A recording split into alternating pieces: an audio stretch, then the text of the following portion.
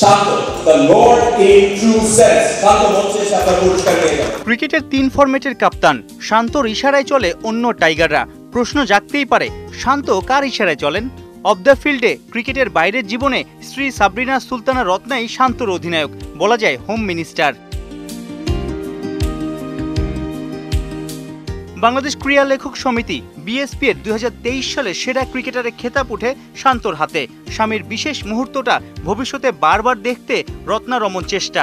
সামনের বছরগুলোতেও দারুণ উইলোবাজি করে এমন পুরস্কার কেড়ে নিতে মুখিয়ে টাইগার কাপ্তান। অনেক দূর যাওয়ার বাকি, তো সবার কাছ থেকে দোয়া চাইবো, সবাই যেন দোয়া করেন, স্পেশালি বাংলাদেশ টিমের জন্য দোয়া করবেন। ছেলেদের বিভাগে শান্ত গেল বছরের সেরা। দেশ বিদেশে শতক হাঁকিয়ে সেরা নারী ক্রিকেটারের পুরস্কার জিতেছেন ফারজানা হক পিঙ্কি। নিঃসন্দেহে 2023-এ ক্রিকেটের সেরা সাফল্য যুবদলের এশিয়া কাপ জয়। গোটা দলকেই সম্মাননা দিয়েছে বিএসপিএ। ক্যাপ্টেন রাব্বির সে আলোচিত সেলিব্রেশনে দেখা মিলল আবারও।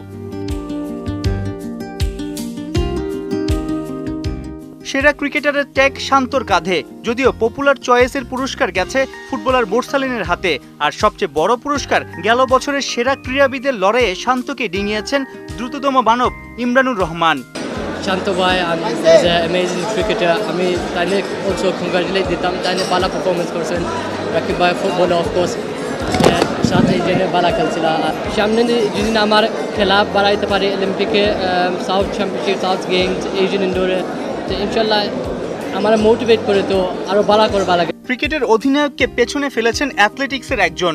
বছর জুড়ে শান্ত সহ অন্য ক্রিকেটারদের ভালোভাবে চ্যালেঞ্জ জানাচ্ছে অন্য অ্যাথলিটরা।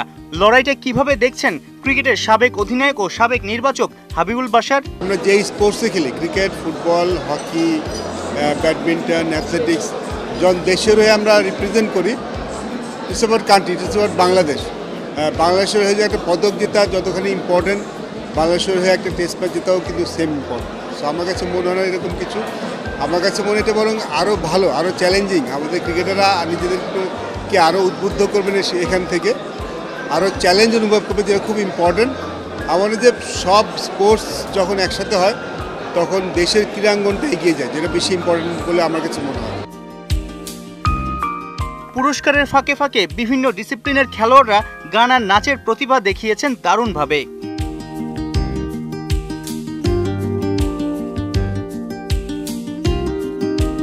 সাইফুল রূপক, ৭১।